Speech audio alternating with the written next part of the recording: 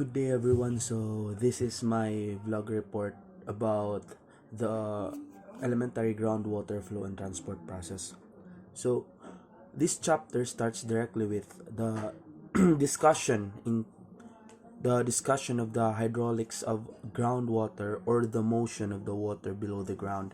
The water pressures are not only expressed as gauge pressures, but they are also expressed as absolute pressures. These pressures are related by the equation shown in the figure. So, absolute pressure is equal to local atmospheric pressure plus its gauge pressure. Gauge pressures are used in the following discussion. The water table is at the local atmospheric pressure and serves as a datum for gauge pressures. Point A in this figure is in the saturated zone, and the gauge pressure is positive and is called the pore pressure. So, and point B is in the unsaturated zone, and the gauge pressure is negative. This negative pressure is referred to as a suction or tension. The suction is expressed as a positive number. Thus, a positive suction corresponds to a negative gauge pressure. The dimensions of pressure is Newton per square meter. The law of hydrostatics states that the pressure P can be expressed in terms of height of liquid HP measured from the water table. The height of this height is called the pressure head. The pressure head, or HP, is equals to the pore pressure, or P, over gamma W, which represents the specific weight, or can be expressed as rho times G, where rho is the density of water and G is the gravitational acceleration. For point A, as you can see, the quantity of a pressure head is positive, whereas it is negative for point B. So I'm gonna discuss to you the flow of groundwater on the subsurface. So the two main things that which controls the flow of the groundwater is, first is the hydraulic gradient and the permeability on the subsurface. So we will see if how these two will be applied on Darcy's law. Okay, let's start with the hydraulic gradient. The hydraulic gradient is the slope of the water table. Like any slope, it is calculated by the change of its height and the change of its distance. The change of its height is the height of change of the height of the water elevations. If we have two wheels as we shown in here, we can measure the water levels by measuring if we know the elevation of the wells over the datum, usually above sea level.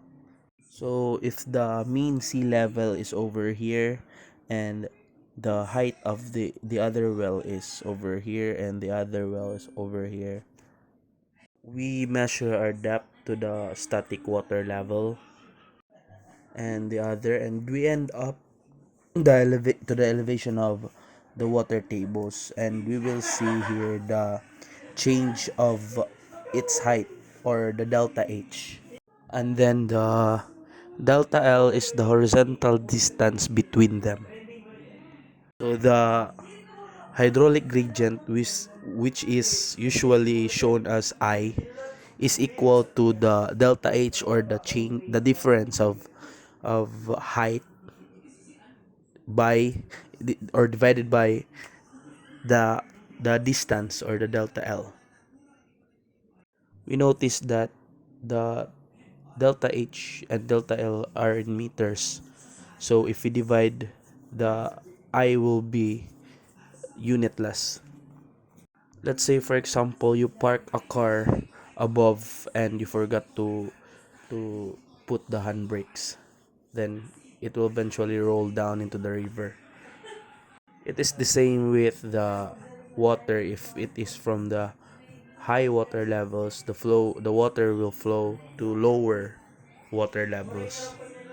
So it is from the highest hydraulic head to lowest hydraulic head. So if the hydraulic gradient is totally flat, so the water flow will be zero. The second important factor which controls the groundwater flow into the subsurface is the permeability. The permeability is the ability of a rock or a sediment to transport a fluid. So let's imagine that there are three sediments: the gravel, the sand, and the silt, and we will fill them with water. So you will notice that the the gravel drains very quickly, and the sand, and then the silt will be the low will be slowest of them to drain the water. Do a permeability experiment using our cylinders with filled by a sand. You'll notice that there is a source of water here in the left, and this water will flow along the cylinder and out to the other end, and we'll measure it in this bucket here. We have two tubes here, one in the beginning of the cylinder and the other is in the end of the cylinder, where we gonna measure the water pressure inside the tube or the hydraulic head. At the beginning of the experiment, the end is closer, so the water no water flowing to the tube. So the water pressure is the same into the both tubes. So when we open the end of the tube, so the water will quickly come out of that tube, and you'll notice that there will be now a difference in the water elevation of the two tubes. The hydraulic gradient has been set up, and some water has come out of the tube and into our bucket. Now we can plot the discharge against its hydraulic gradient. Discharge on the left, and remember the hydraulic gradient is the delta H divided by its distance. Now we're going to increase the head in the beginning of our tube, and that means our delta H will increase, and also as a correspondent it will increase in discharge. So let's plot the point. As you can see, the discharge increase as the hydraulic gradient increases. And finally, we increase our hydraulic gradient even more, and the discharge to our cylinder increases to a maximum. And if we plot the point, as you can see, all these 3 points are in a straight line. So, so the straight line means that there is a proportional relationship between discharge and the hydraulic gradient. We can express this as a formula. Discharge is equals to K times the hydraulic gradient. K is the constant of proportionality. It is the slope of a straight line. And it is also the permeability of the material.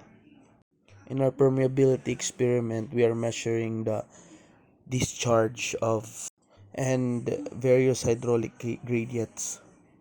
The discharge is a volumetric flow rate. That means we have a unit of a volume and its time. In this case, cubic meters per day. The discharge has to pass the cross-sectional area of the cylinder. If we divide the discharge by the area, we will obtain a volumetric flow rate over the area. And this is known as the hydraulic flux. Its formula is small q equals to the discharge divided by its area. Our discharge here is measured by a unit of cubic meter per day, and the area is square meter. So if we divide, we will end up by meters per day, or the velocity. So hydraulic flux is also known as Darcy flux, or its specific discharge. Previous permeability experiment, we were plotting discharge against hydraulic gradient, but we can also plot the hydraulic flux against hydraulic gradient, and still we'll get the similar relationship, straight line relationship. So the slope of this relationship is the hydraulic conductivity of the material, and is usually expressed as K, and as units of length over time. For example, meters per day. The relationship is expressed as the hydraulic flux Q equals minus the K and I, where K is the hydraulic conductivity and I is the hydraulic gradient. And this is also known as Darcy's law. So remember that the hydraulic flux, or Q, is equal to the discharge over its area, cross-sectional area. So we can rearrange the equation as the discharge equals to the negative hydraulic conductivity, or K, times the hydraulic gradient, or I, and the cross-sectional area, A. Notice the minus sign in the equation. It is there to show you that the water flow, which is assumed from left to right. It is very important to remember that Darcy's law is valid for laminar flow only. It does not apply to turbulent flow. Let's summarize Darcy's law, which we explore using our permeability experiment. So the very important formula that we need to remember are these two here. Small q equals to negative ki, and q as discharge equals to negative kia. So the hydraulic gradient is the driving force of the flow of water, which is delta H over delta L, and the cross-sectional area to which water flows. And then we can calculate the discharge and the hydraulic flux using our formulas. Next is the motion or the flow of groundwater. Ever seen places or some towns that have towers like this? Water towers help give high water pressure in flat areas. For example, we have a tower here, and it is giving pressure to for the water near it, on its near areas, so they'll be able to take a nice strong shower, because water always wants to be flat, rising to the same level everywhere in a pipe. So in this figure here, as you can see, the pipes and its water level is always trying to get flat, trying to be leveled. Water here gets pushed by all the water on top of it. It in return pushes on all the water below it. So the water stops moving once it reaches a balance. It is gravitational potential energy. Back to our first example, as you can see here, the tower has its water, and it is distributing water into its adjacent pipes. So from the tower to its adjacent pipes, the water wants to settle out at the height of the water table, water elevation, so everything can be in balance. In reality, it doesn't work like that, because our pipes has fair amount of friction. So the friction of the water with the pipe absorbs some of the energy. The further water travels, the lower its energy. So the the water elevation or the water heights is not balanced anymore because of the friction that is in our pipes. Because the friction of the pipe absorbs its energy, so the further the water travels, the lower the height of the water elevation can be. Groundwater in nature works in a similar way. So from this recharge zone, the water will pour into the surface. So the water will come through the to the soil and percolating into the little holes in the stone. I mean spaces in the cracks of the rock, and flowing flowing along here in the saturated zone. And if there happens to be a well, the water will be pushed up, trying to get to trying to be balanced on the water elevation, but minus with a little bit of the fact that it has friction because of the distance traveled of the water. Picture, we plug the well here so we can see the difference. So the water flows either on the slope or on the surface above, or it will flow into the water table, into the ground. It will soak into the ground, that will keep sinking in until it comes into to the place where it is in the whole of all water levels. I mean water table, or in the saturated zone. And it is called an aquifer. So I want you to remember that this is full of rocks, or what other sand, clay, and it only has small spaces of so where the water can penetrate or can go into. If the water will travel into downslope over the surface, so the water will go down to its downslope, and it will end in a surface uh that is in the lower ground. So, and if the water will penetrate or soak into the ground, so the as you can see in the left, that blue raindrop thing, it will flow into the ground, and it will be it will join up into this other water. And the water table here represents the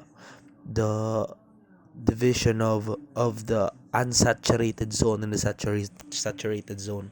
So as it reaches the water table, it will then again flow through slope of water table. So that's all for my vlog report on elementary groundwater flow and transport process. So please like and subscribe. Thank you.